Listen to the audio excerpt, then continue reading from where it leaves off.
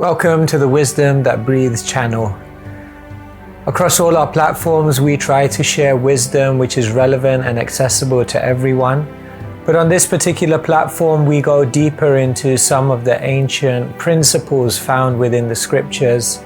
If you find some of the terminology difficult or inaccessible, then go over to our Keshava Swami YouTube channel where you'll be able to find other content which is perhaps more relatable. Thank you and enjoy the wisdom that breathes. Om Namo Bhagavate Vasudevaya.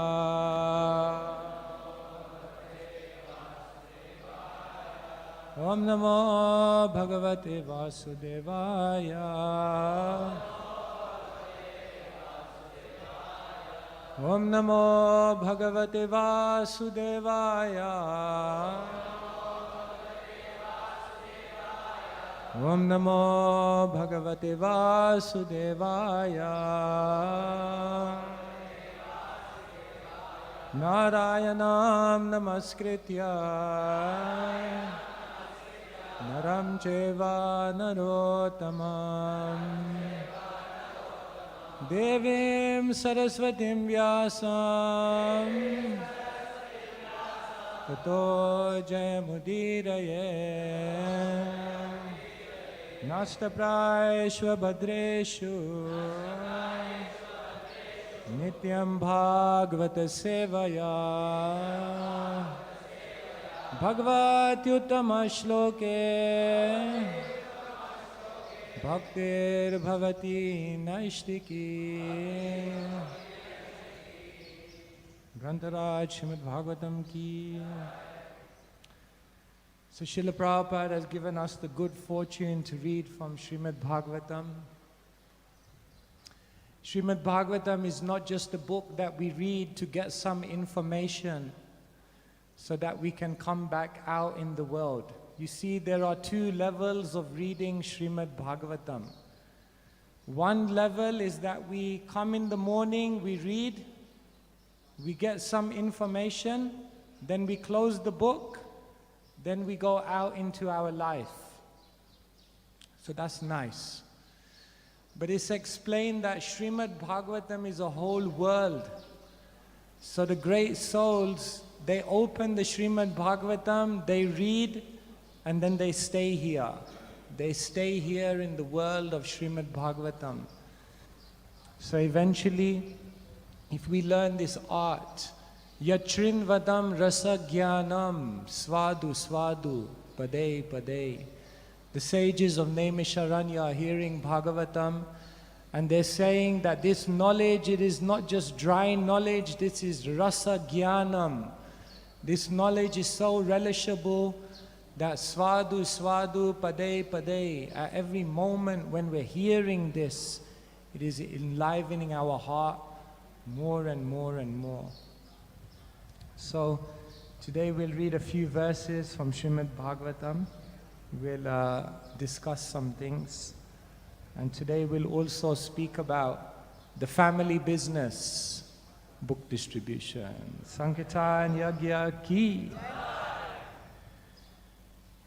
So yesterday we were reading about the different case studies of different kings that were humbled because of their pride, because of their material infatuation. So now in the next verses, Krishna is instructing the kings on how they should conduct themselves moving forward from here. Text number 21. Bhavanta eta vigyaya dehadutpradyamantava Mam yajanto dhvarer yukta Praja dharmena rakshyata. So now Krishna is instructing the kings, understanding that this material body and everything connected with it have a beginning and end.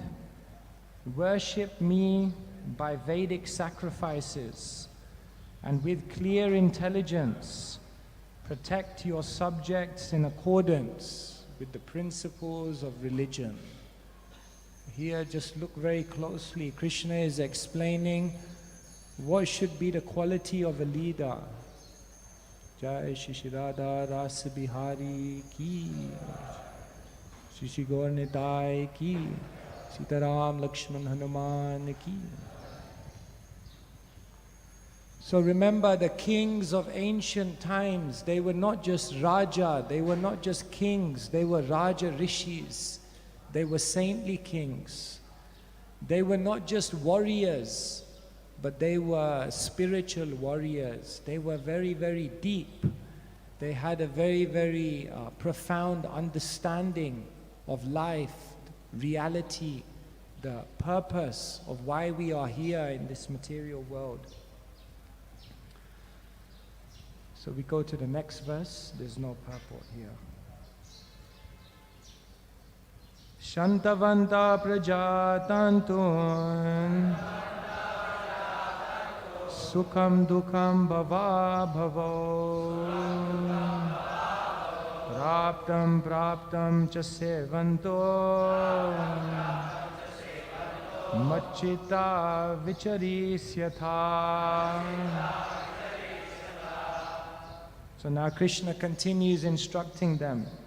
As you live your lives, begetting generations of progeny and encountering happiness and distress, birth and death, always keep your minds fixed on me. So yes, life, so many things may happen, so many responsibilities come, we take on so many different identities. But Krishna says, through all the stages of life, always keep your mind fixed on me and understand what is your eternal identity. Next one. Udasinascha dehadav Atma Rama Dhrita Vrata Maya Vesha Manasamyan Mamante Brahmayasyatha. Be detached from the body and everything connected to it, remaining self-satisfied. Steadfastly keep your vows while concentrating your minds fully on me. In this way, you will ultimately attain me, the Supreme Absolute Truth. Srila Prabhupada ki jai. So this is a very, very beautiful section of Srimad Bhagavatam, because here Krishna is explaining that the kings, the warriors, definitely they are fighting in the outer world. But what Krishna is saying is they also have to fight in the inner world. You see, sometimes we think the fight is all outside. But what Krishna is explaining is that there are two simultaneous things going on. The struggle is outside, but the struggle is also inside. Therefore, even in the Muslim tradition, they have the concept of jihad. So jihad, most people think means religious war in the world. But the original meaning of jihad is struggle.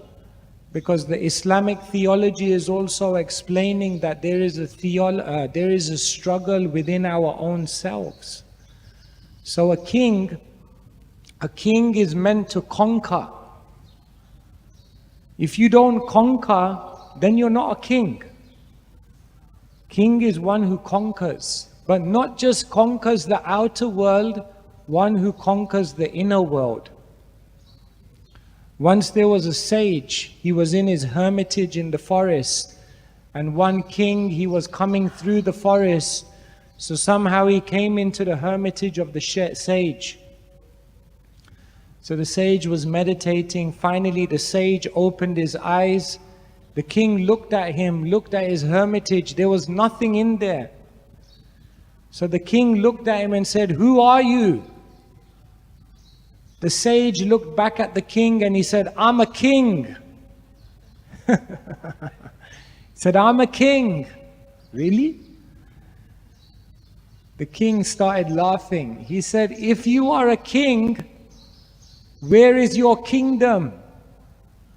And the sage replied, "Ihayasya harer dasye karmana manasa gira nikhala shvepyavastasu jivan mukta sa uchyate." The sage looked back and he said, "Because all of my activities, my mind, my body, my words, because all of them are engaged in the service of the Supreme Lord, I'm already living in the spiritual kingdom, even though I am situated in the material world. So my kingdom is the spiritual kingdom." I said, "Okay, wow. That's a good kingdom." The king looked at the sage and he said, "If you're a king, where's all your armies?" So the sage looked back at the king and he said, "Titikshava karunika surida sarvadehinam ajata shatrava shanta sadhava sadhubhushana." The sage looked back at the king and he said, "My armies?" The sage said, "I don't need any armies, ajata shatru, because in my life I never created any enemies." Okay, wow. Then the king looked at the sage and he said, "If you are a king, where is your treasury? Where is your wealth?" So the sage looked back at the king. "Santushta satatam yogi yatatma drita nishchaya." He said, "I'm satisfied within." Santushta, I'm completely satisfied. He looked at the king and he said, "The richest person is not the one who has the most. The richest person is the one who needs the least." He said, "That's my wealth." The king looked back at the sage and he said, "You are the real king." Because this king realized every single external achievement that I pride myself in is indicative of something within me that I am lacking. I take pride in my kingdom, my material kingdom, because I have no connection with the spiritual kingdom. I take pride in my army, but I haven't realized that that means I've created many enemies. I take pride in all my wealth, all my treasury, but I realize it means that in my heart there is a vacuum. The king realized, I'm not only supposed to conquer the outer world, I must conquer the inner world. And therefore, every devotee is actually like this. Every devotee is a spiritual warrior. You see, Arjuna is a spiritual warrior. But Madhvacharya explains that the Shastra can be understood on 3 levels. One level we understand the Shastra is the literal level. Yes, the Bhagavad Gita, the Battle of Kurukshetra, it happened. It was a literal event.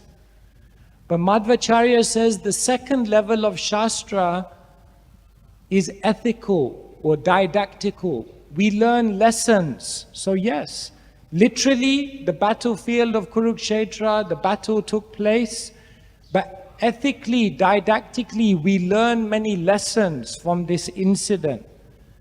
But then Madhvacharya says there's a third level which is metaphorical, which is also that the battlefield, Kurukshetra, Arjuna, represents something within our life. And so, in one sense, all of us are Arjuna, and all of us are on a battlefield. Therefore, every single one of us is meant to actually be a spiritual warrior. Our illustrious, His Holiness Bhaktitirtha Maharaj made the concept of being a spiritual warrior famous through his books, isn't it? Some of you have read those books. Bhaktitirtha Maharaj himself was a real spiritual warrior. I remember the first time I saw him at my university. He came to do a program there. I think I was 18 years old.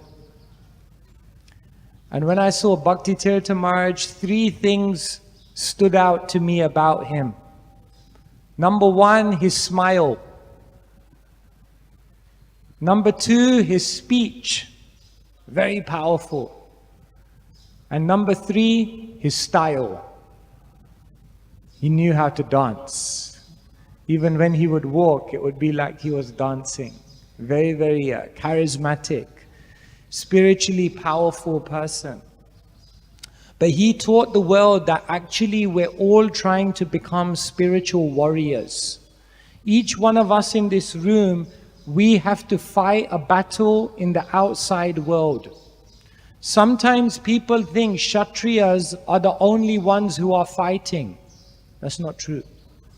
All the Varnas are fighting. Brahmanas, they are fighting ignorance. Kshatriyas, they are fighting injustice. Vaishyas, they are fighting insufficiency. And Sudras, they are fighting indolence, laziness, lethargy. All the Varnas are fighting something. And even the Vaishnavas are also fighting. Because what are they doing? They're fighting illusion. They're fighting to establish the Krishna consciousness movement in the world. And therefore, Srila Prabhupada was a fighter, isn't it? He was traveling the world. Once Prabhupada came to America, and there was a press conference, and there was one Indian reporter in America. So he stood up and he said, "Swamiji, why have you come to America?" As if he was an American himself.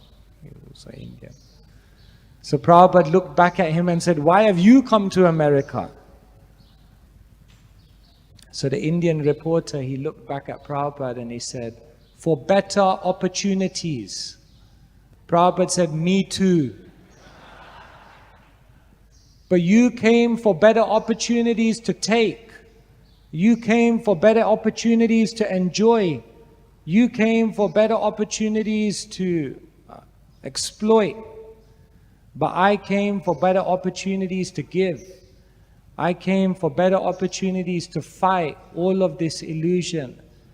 Because when Prabhupada came to America, he said in his poem, "Rajas tama guna era sabayaya chan, Vasudeva katha ruchi nahese prasan." He said, "I'm looking at the population here and I'm seeing that they are all absorbed in the material modes of passion and ignorance. They have no taste for the message of Krishna." So Srila Prabhupada was fighting. And well, here we are in Juhu. And how much Srila Prabhupada fought here. Srila Prabhupada was fighting to establish a home for Sri Sri Radha Rasa Bihari. And we know the famous story. When Prabhupada finally won, he said, "It was a good fight." It was a good fight. And in the future, someone should write about it. And His Holiness Giriraj Maharaj has done that so wonderfully. So Prabhupada was a fighter. Every Vaishnava has to be brave. Every Vaishnava has to be bold. Every Vaishnava has to be courageous.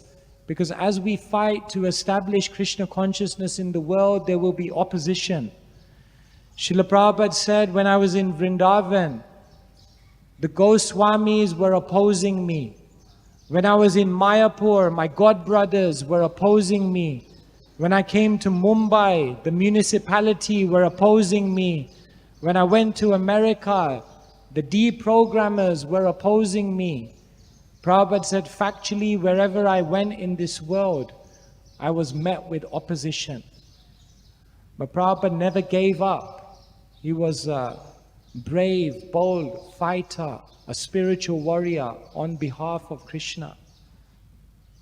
Prabhupada was ready to speak out, to fight against people who were establishing the wrong philosophy. Once Prabhupada said, I don't make any distinction. I criticize everyone equally. I'm pointing out. Bhaktisiddhanta Saraswati Thakur, he said, we are not flowery sadhus. Tum chup, hum chup, tum chup. You be quiet, I be quiet, I won't disturb you, you don't disturb me, we all stay in the illusion. No. The sadhu speaks out, he fights. Tato du sangha mutsrija sadhu satseta buddhiman shanta evasya chindanti mano vyasangam ukti bi. It said the words of a sadhu are razor sharp, they're like a chakra. And when the sadhu speaks, mano vyasangam ukti bi, it severs the attachment that is within the mind of someone. So the words of a sadhu are his weapons to fight against the ignorance of the world. Srila Prabhupada was fighting. People were trying to cheat him. Prabhupada said, no one can defeat me. I am a Calcutta boy. He said, in business, no one can defeat me. I know the art. So all the great Vaishnavacharyas, they were fighting. Bhaktisiddhanta Saraswati Thakur, he was fighting. He was speaking out. One time the police superintendent, he came to Bhaktisiddhanta Saraswati Thakur and he said, Swamiji, you should know people are coming to us with bribes so that we will assassinate you. You should know this. It's not that we don't take bribes and assassinate people. We do it every day, but we won't do it to you because you're a sadhu. But you should know people are after you. One time Bhaktisiddhanta Saraswati Thakur was on a parikrama and there was a mob outside that wanted to kill him. And in order to get out of that place, one of Bhaktisiddhanta Saraswati Thakur's Grihastha disciples, he switched clothes with Bhaktisiddhanta Saraswati Thakur. And they smuggled Bhaktisiddhanta Saraswati Thakur out in white cloth. Because people were after him. So like this, everyone has to be a spiritual warrior. Because we all have the responsibility to establish Krishna consciousness in the world. But here, Krishna is explaining that we also have to be warriors in the inside world. Because the fight is also going on inside our own consciousness. One time a devotee said to me, my mind during japa time is like a horror movie. Isn't it? We have to conquer our own mind. The mind is magnifying so many things. The mind is inventing so many things. The mind is full of negativity. The mind is constantly distracted. Therefore, Krishna says, Bandhuratmat manastasya yenat maivat manajita. One must conquer the mind so that the mind becomes the best friend. This battle, every single devotee has to win. The battle over our own mind. Yesterday we were talking that we also have to win the battle over our own ego, our own pride. One will know that they have won the battle over the ego and pride when their constant meditation is, I am a das, I do not deserve, and I am not the doer. If these three mentalities are instilled within the consciousness, I am a das, in every situation I am a servant, I do not deserve. Krishna, there's nothing I deserve. Whatever you give me is your grace, is your kindness. I'm grateful for that. A devotee has no expectation, a humble devotee. And I am not the doer. In any success, in anything that's achieved in the world, I understand I'm simply a servant and Krishna is working through me. When one has these mentalities firmly established within their consciousness, then they can understand. One can understand this person has conquered pride, they've conquered ego. This is very, very difficult. So yes, the devotee internally has to conquer the mind, has to conquer the senses, has to conquer the ego, the pride. Ultimately, the devotee is trying to conquer Krishna's heart, isn't it?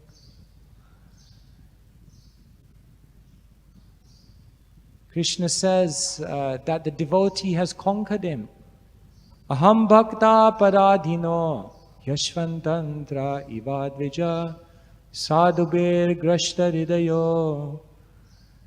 Krishna says, I am not independent. I am not svatantra, because the great devotees, they have conquered me. They have conquered me by their love. It's amazing. Krishna is the all-attractive, isn't it? Krishna means the all-attractive one. But the most amazing thing is that our acharyas explained, Shri Krishna Karshini, that although Krishna is the all-attractive, he is also attracted by pure devotional service. And therefore, one who becomes a pure devotee, they capture Krishna in their heart. Once there was a conference amongst the sages.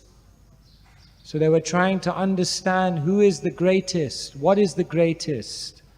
So one sage said, the cloud is the greatest. The sky is the greatest because the sky covers everything.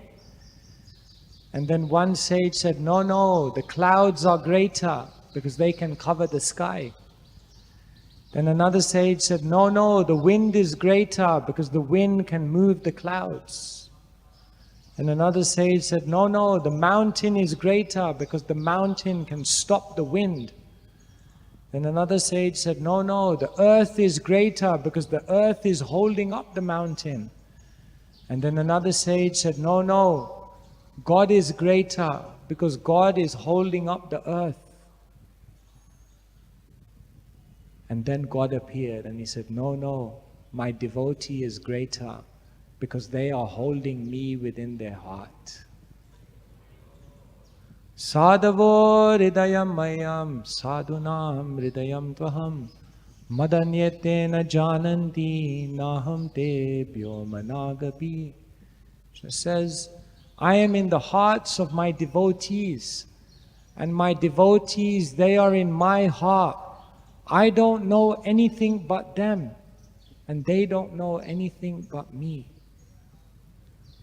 So like this, there is a fight in the outside world that each one of us are battling, and there is also a battle within. And this is what Krishna is explaining to the liberated kings. That now as you go about doing your duty as a leader in the world, don't also forget to spend time in the inner world. And so for each one of us, we should understand This is our duty in life, to be spiritual warriors. So today they also asked me to share a little bit about book distribution. Srila Prabhupada, practically from the beginning of his preaching right till the end, Srila Prabhupada was always stressing the distribution of transcendental literature. We could say Srila Prabhupada's translation of the Bhagavatam was his most important project in his life, because it's the project which he worked on from right in the beginning till right at the last moment. The translation of Srimad Bhagavatam was the project that Srila Prabhupada worked on every single day. The translation of Bhagavatam was the project that Srila Prabhupada worked on in the most powerful hours of every single day.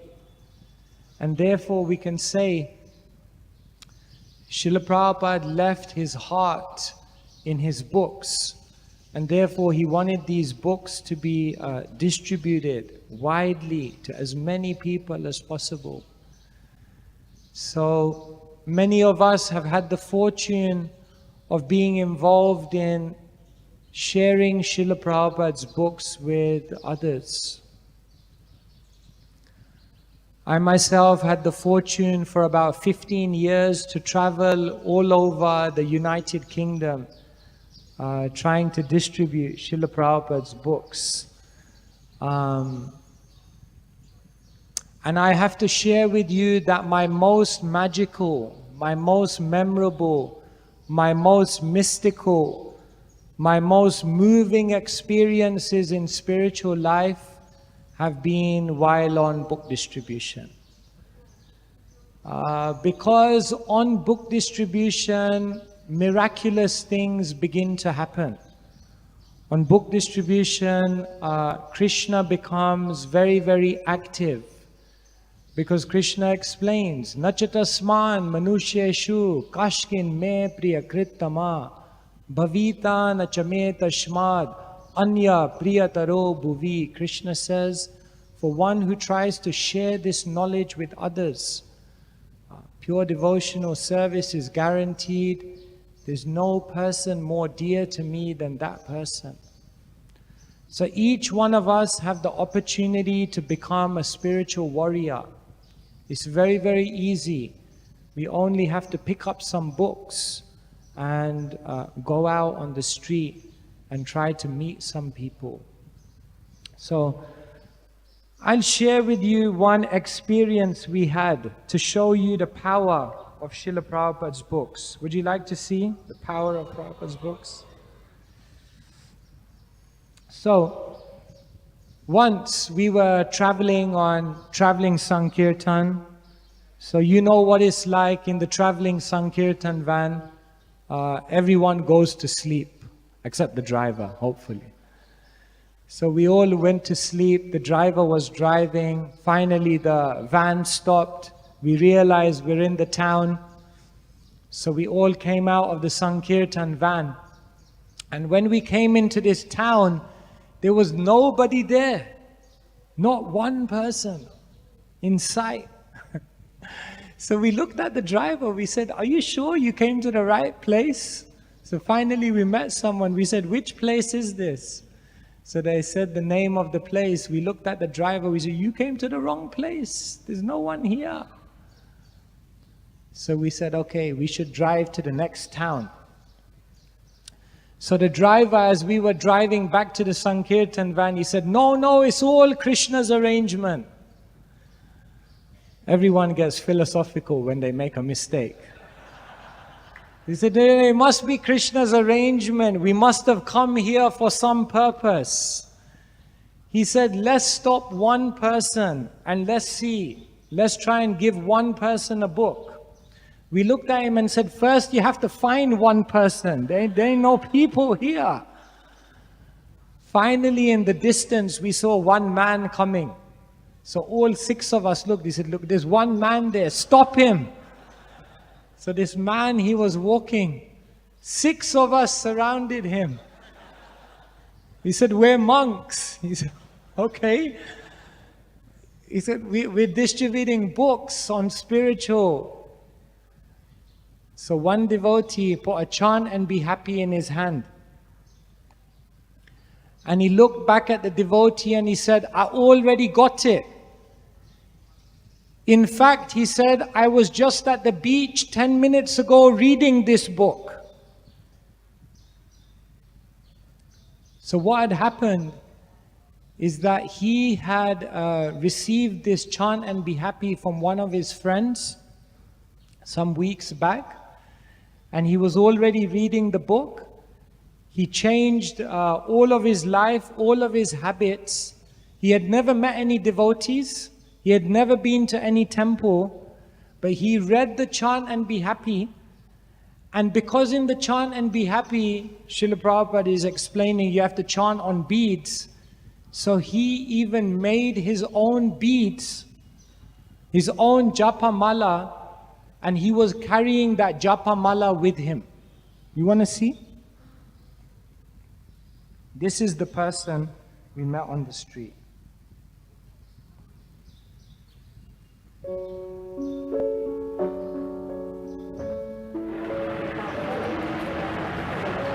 So this is James, we met him today. He actually was the first person we met on the street, and we had quite an amazing story. So James, you tell us a bit about how you got the chant and be happy? My friend brought it back from Ireland because when I was into higher levels of consciousness and things, and it sat on my shelf for a good 6 months, and 10 days ago I saw it and decided to read it. And since then I've stopped drinking, I've stopped smoking, I've stopped eating meat, and it just really touched me. I feel like I really understood it. And have you ever been to any Hare Krishna temples? Never. I've spent a long time in Christian churches and things, but never really felt something was missing. Not quite. It wasn't explanatory. It's just when I started chanting, I mean, there's something about it that makes you think, well, I'll try it, and if it's wrong, it's wrong. But that's very interesting. You've never been to a temple? Never. You've never met any Hare Krishna devotees? Never. You've read the book and you've got your own beads? I've made my own beads to a Travis fan. Yeah, oh, you've made your own beads? I made my own beads, yeah. From what it said there, I made nothing. It's difficult in here. No. You can just turn the sound down. And it stopped me from drinking and smoking in 10 days. We actually were in Paynton and we met James, first person on the street, the Krishna's arrangement. Just turn the sound down. And we called him over, so he was with us now. So what he's explaining is that he stopped drinking, he stopped smoking, and now what he's going to show is he read the book, and in the book it said that you should chant on beads, but he had never met any devotees, he had never met any, been to any temple. So now these are the beads he made himself.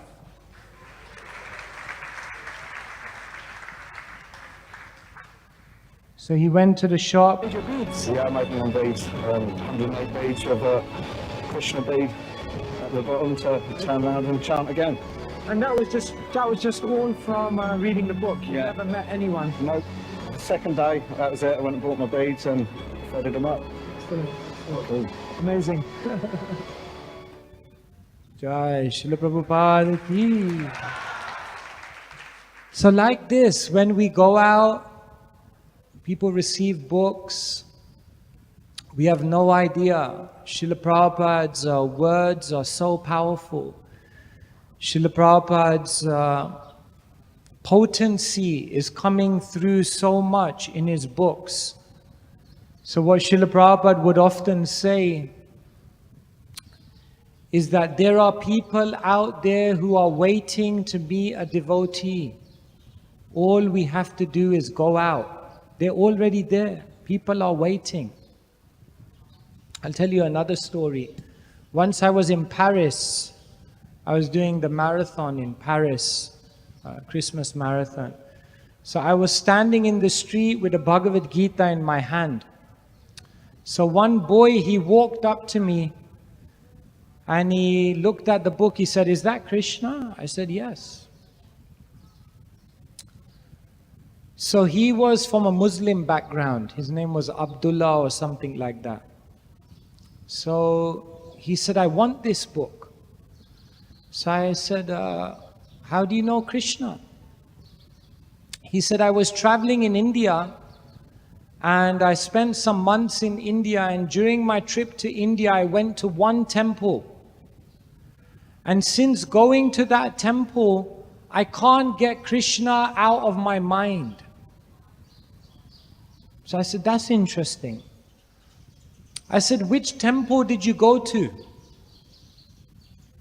So he said, No, I don't think you will know this temple." So I said, "Tell me, maybe I know." He said, this temple was in a city called Jaipur." I said, "Really? Which temple was that?"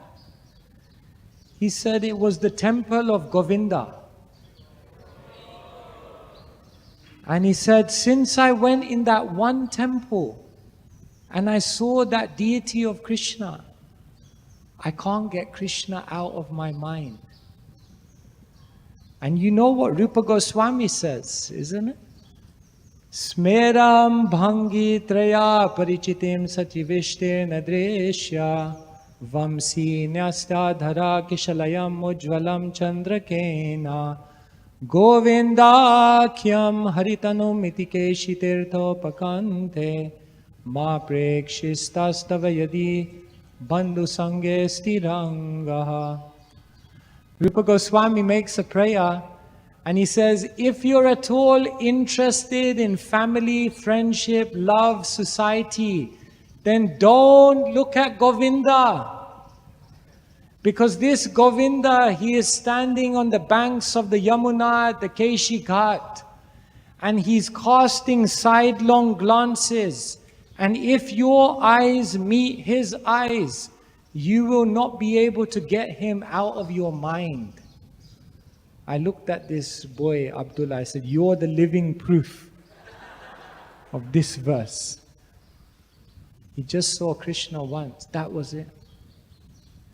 So people are out there, they're waiting. And if you go out there, so many miraculous things will happen. Once I was on the street and I was having such a difficult time distributing books. And I was thinking, Krishna, I just want to preach to thousands and thousands of people, but not even one person is stopping.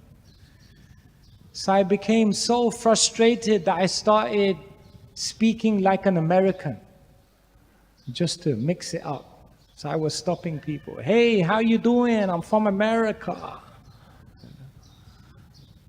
I'm a monk, I'm from Miami." So I stopped this one person in an American accent. Anyway, somehow he stopped. And he was very, very interested.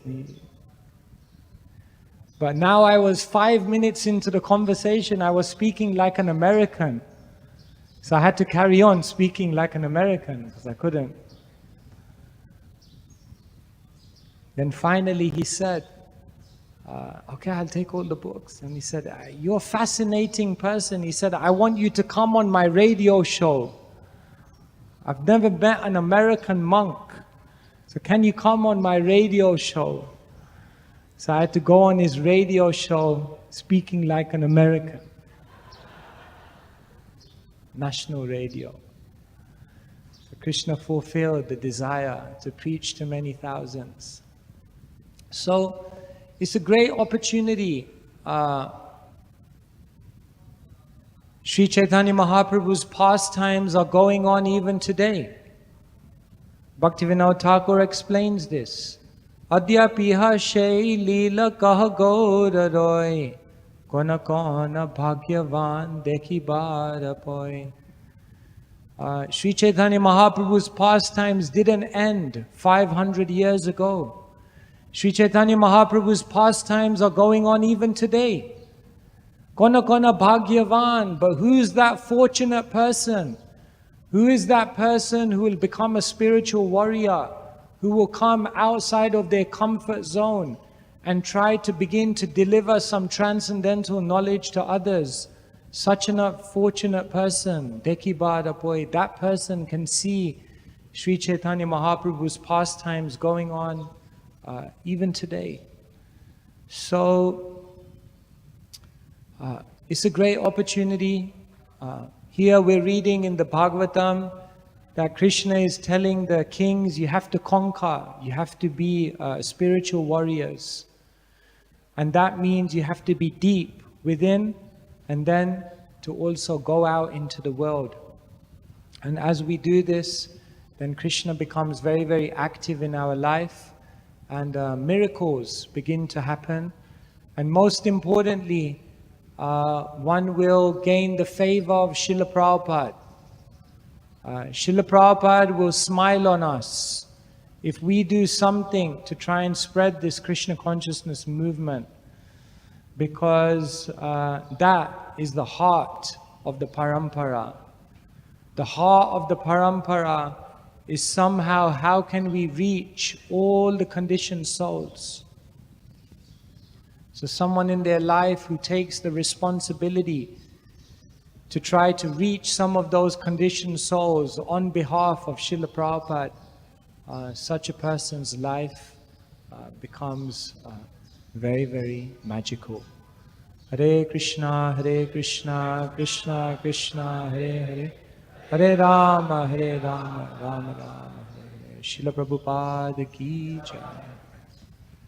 Okay, so I left some time in case there are some questions, or if there are any comments anyone would like to make, then we can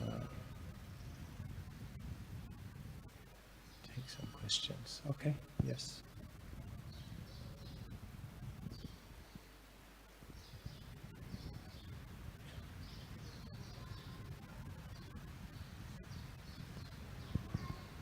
Hare Krishna Maharaj, thank you very much for the wonderful class. Maharaj, please forgive me, I have a question regarding last lecture, like yesterday lecture, Bhagavatam lecture. Maharaj, you were strongly emphasizing on the point of the humility, that how a Vaishnava should have the humility. Maharaj, I have a very practical doubt, which I really face day to day in my life. Maharaj, what happened that in humility, we have a Vaishnava etiquette that we should pay obeisances to Vaishnavas. Maharaj, nowadays what happens, like if you meet any Vaishnava, maybe inside the temple or maybe outside there in the campus of the temple itself, or maybe in the building also like that. So when we saw a senior Vaishnava or maybe a Vaishnava which is elder than us, it is etiquette that we should pay obeisances.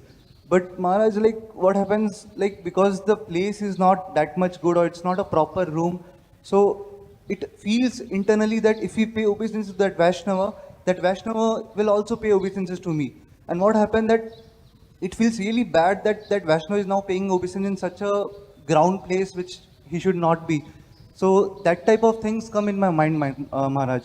And the same things happen in terms of when we see junior devotees. At that time also, sometimes like we just smile and we say Hare Krishna, but we don't pay obeisances. And we also meet Vaishnava frequently in our day-to-day life. Many Brahmachari Vaishnava. So like when we don't pay obeisances, it appears in our mind like you are not doing good, Hana, you have to pay obeisances. But when we pay obeisances, when we see that Vaishnava is paying, that it again hurt. So Maharaj, like I'm asking, like when we are inside the temple courtyard or maybe in the campus or in the building or maybe outside also, or whenever we see the Mataji also, Yes. at that time how should we? Yes, thank you. Dandavat pranams to you.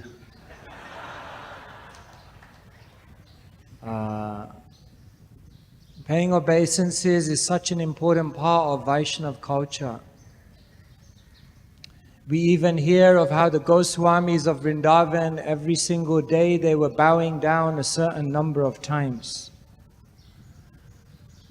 Once I went to Vrindavan, Govardhan, and there was someone doing Dandavat Parikrama. So we asked him, why are you doing Dandavat? Like, how did you? He said, I will now bow down for the rest of my life. So we asked him, how did you come to that decision? He said, I was reading Bhagavad Gita and Krishna says, Man mana, engage your mind in always thinking of me. And I thought, my mind is too chanchal, I'll never be able to do it. And then Krishna says, Man mana bhava mad bhakto. Then Krishna says, become my devotee. And I thought, my heart is full of so many material desires, I will never be able to become a pure devotee. Then Krishna says, Madhyaji, worship me. And I thought to myself, whenever I worship Krishna, my mind is always in another place. I'm so distracted, so I can't even do that. But then Krishna says, Mam namaskuru, bow down to me. And he thought, that I can do. I can't engage my mind in always thinking. I can't become a pure devotee. I can't worship. But Mam namaskuru, that I can do. So he said, then why don't I just do that for the rest of my life? And then he came to Govardhan. And that's what he does every single day. Interesting. So yes, we must bow down. When we bow down, then that also helps to create a humility within us. So yes, if you feel that you don't want to inconvenience a Vaishnav, then pay your obeisances from a place in which they will not be inconvenienced. But pay your obeisances you must.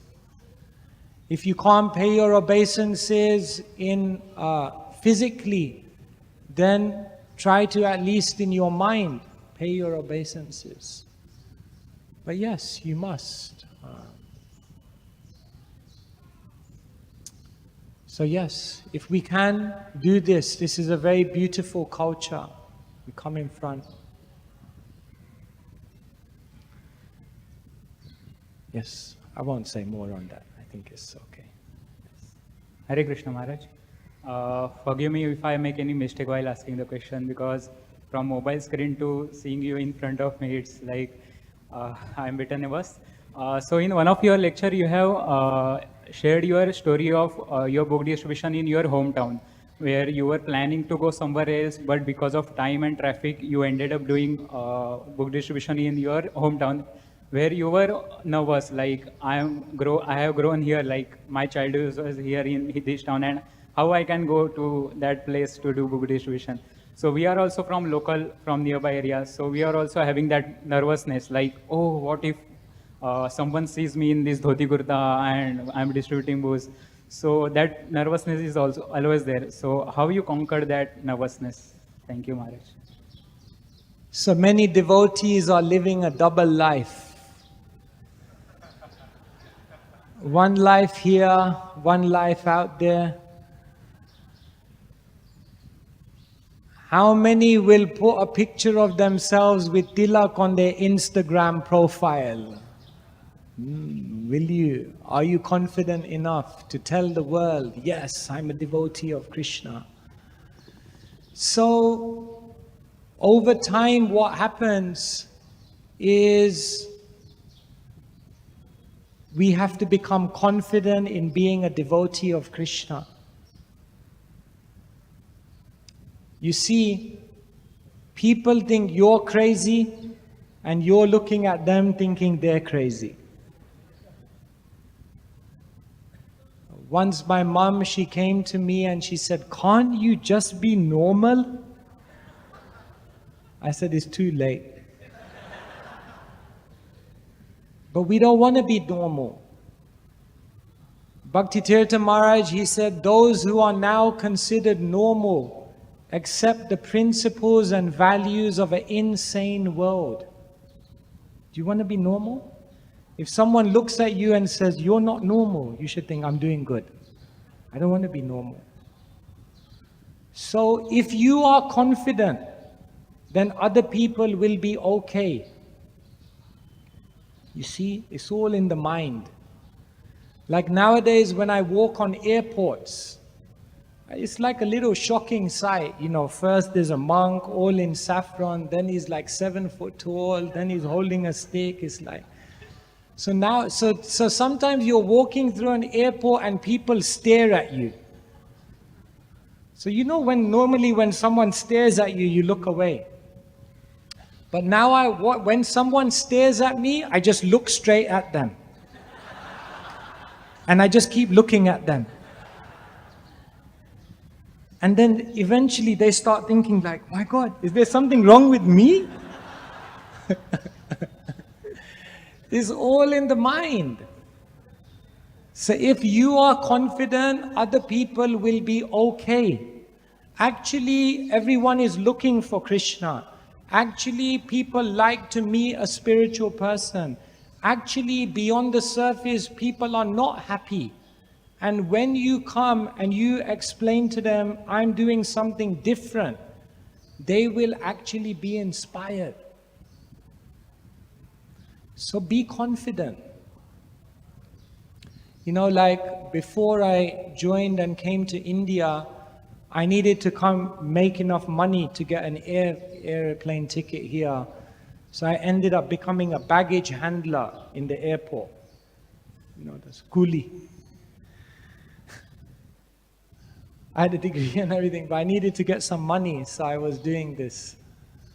So in the lunchtime of my job, I would go in the airport to like the last gate in the airport where nobody is, and I would chant my rounds there, so no one would disturb me. Because I thought everyone in work, where I'm working, if they know I'm a devotee, they will be like. So one time I was chanting in this, right in the end of the airport. So I was on the seat and I was doing my japa.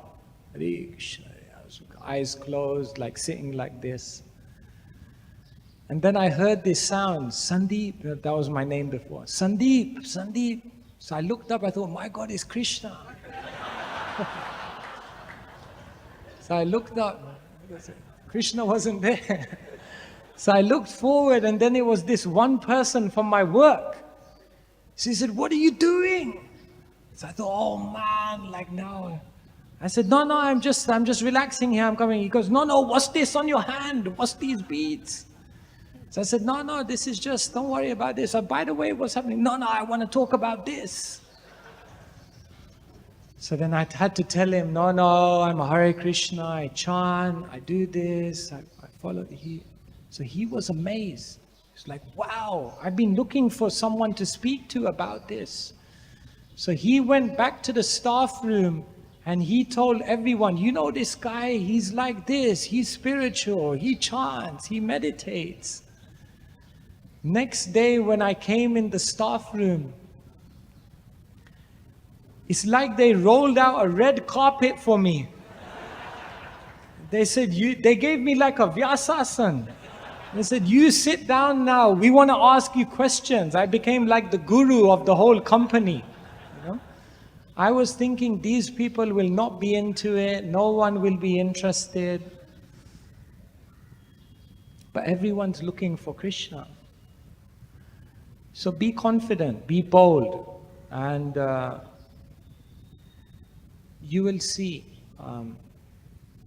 everything works out. Hare Krishna. Maharaj, previous to this, I didn't understand the question what he was asking. You know, so there was one thing. Other thing about Dandavat. In 70, we never said Dandavat. In 80s, we never said Dandavat. In 90s, we never said Dandavat. Only in 2000, some of the Guru started going to Narayan Maharaj in Gaudiya Math. This came from there. In fact, Prabhupada criticized, Prabhupada said the Dandavat devotee. In the lecture, he said the Dandavat devotee. And now even Mataji are also saying Dandavat. Okay, Prabhuji are saying Dandavat is one thing. The lady are not supposed to offer Dandavat. They are only supposed to do, what do you call, Kirtanjali, Panchang, or Kirtanjali. But now they are also saying Dandavat. So this is a disease spreading in ISKCON. known as Dandavat disease. And if we want to keep Prabhupada's mood and mission intact in ISKCON, then we must refrain from this kind of terminology of Dandavat. And when we die, Antakale Chamameva Smaran Muktava Kalevaram. I mean, those days we chanted Hare Krishna, Hari Bol. So fired up, some young brahmachari jumped 6 feet high and say Hari Bol or Hare Krishna. And if you die saying Hare Krishna, Hari Bol, at least Krishna will consider, okay, he calling me. There's some loka. If you die saying Dandavat, which loka we will go? We don't have any Dandavat loka so far.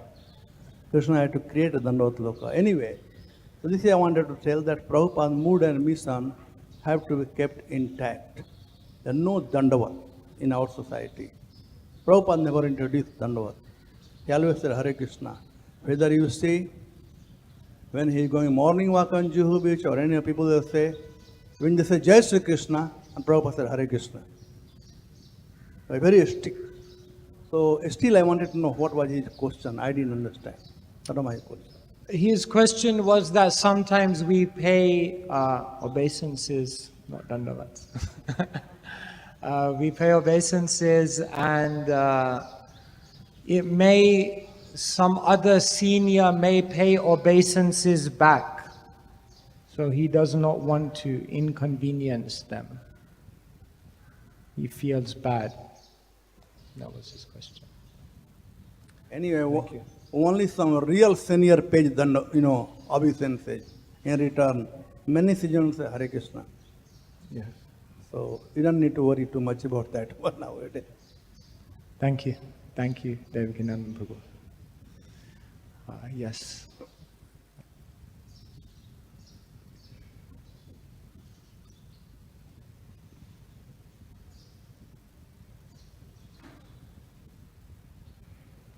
Hare Krishna Maharaj. You were talking about being an internal warrior, but sometimes we lose those internal battles. So, what to do about that? You can lose the battles, but you can still win the war. To give a mundane example, you know Roger Federer, famous tennis player. So once he said he played 1,500 matches and he won 80% of the matches. But the interesting thing is, statistically, he lost 50% of the points if you add them all up.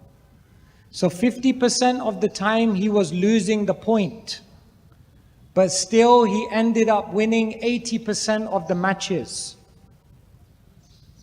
So day to day you may lose a battle, day to day you may slip, but if you pick yourself up and you play the next point and you try to be better, then eventually, even though you lose some internal battles, if you keep fighting, then eventually you'll win the war.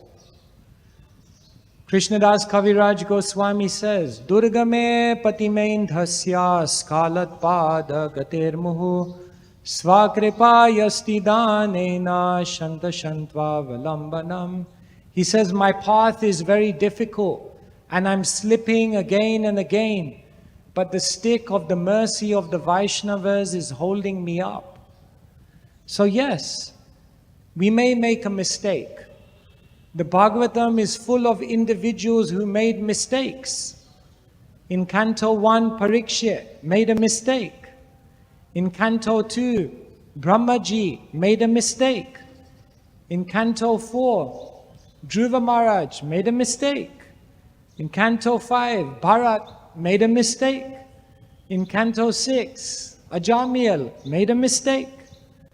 But they all recovered, because they all took shelter of Krishna. So Krishna is not asking you to be perfect. Krishna is asking you to be sincere. Weakness is allowed, but cheating is not. So if we make a mistake and we're honest and we try to improve, then that failure will lead to ultimate success. There is one Christian monk, he writes a book, Falling Upwards. He said, in my life I was falling upwards. So when you fall, but then you take shelter, then you fall, but you rise. And therefore, if you lose some battles, that doesn't disqualify you as long as you remain sincere. Is that okay?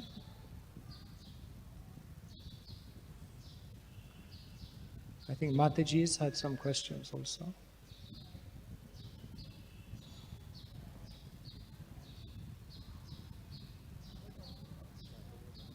Hare Krishna Maharaj Ji. So my question was, when we were not devotee, when I was not devotee, so whenever we used to face judgments or partiality or criticism, we used to criticize the particular person when we were in our college or at our homes, and we used to rant about the person and release our frustration.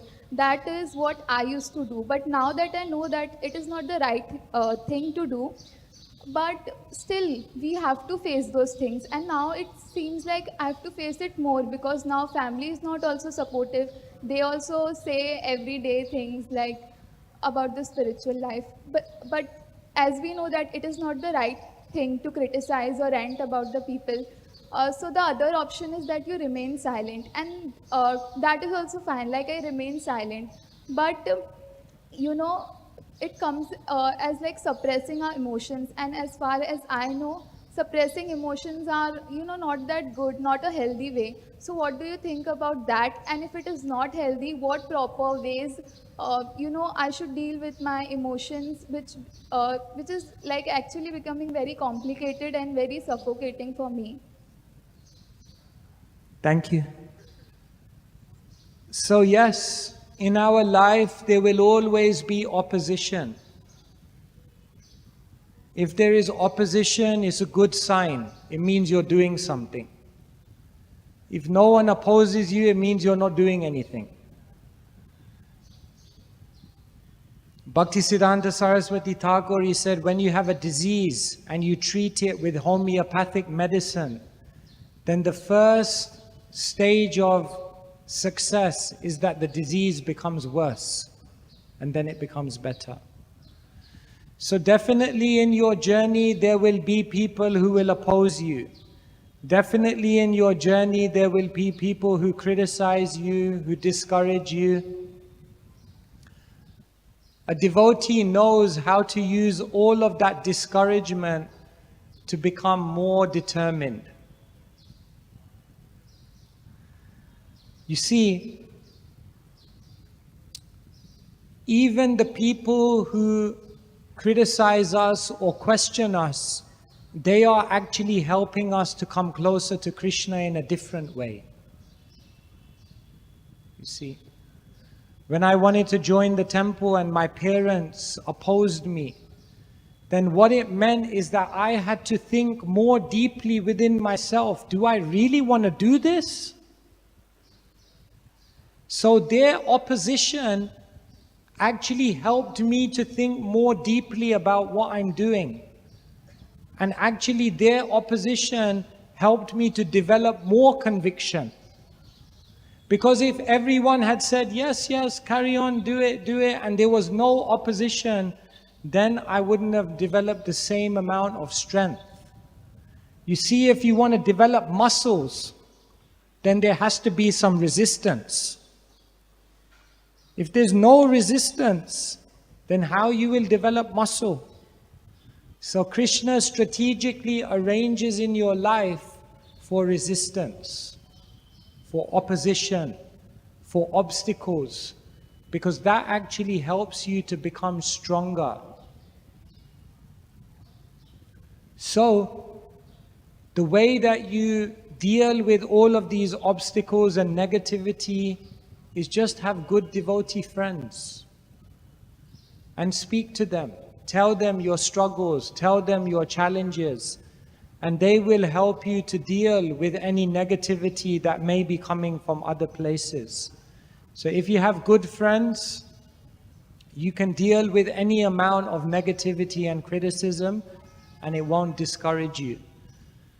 But instead of being disappointed by the opposition, take it as Krishna's mercy. This opposition is helping me to become more determined. Like that.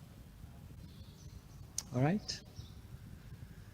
Okay, Mataji, final question, and then we end after this.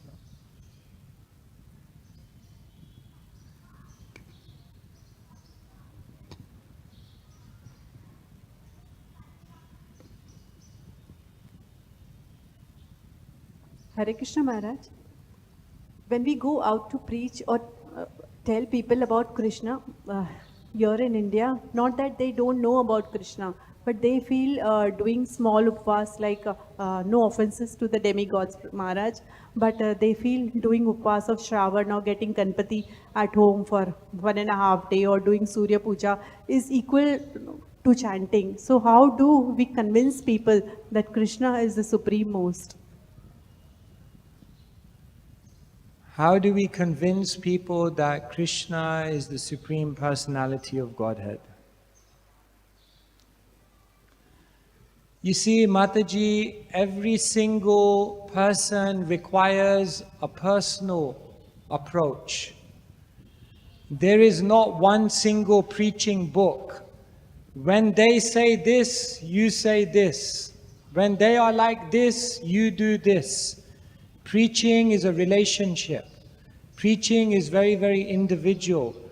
So a devotee is expert. They look at the person and they try to see what is a way in which I can connect them to Krishna. Some people you connect them to Krishna through philosophy.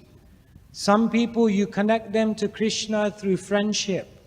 Some people you connect them to Krishna through prasadam.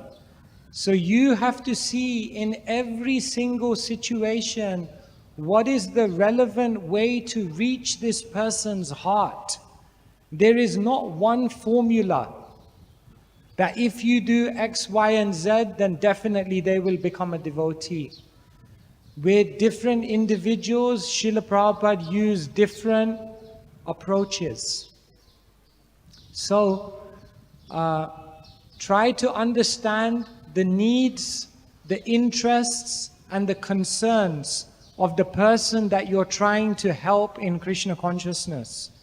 Once you understand their needs, interests, and concerns, then you can present something from Krishna consciousness that will be relevant, inspiring, and attractive to them. And when you present the right thing, then what will happen is they will take that up, and once Krishna comes into their life, then it's all over. So just try to deal with each person, one person at a time, and see how you can connect them in their own unique way. Like that. Is that okay? All right. Thank you so much. Grantharaj Srimad Bhagavatam ki jai, Srila Prabhupada ki jai. Hare Krishna.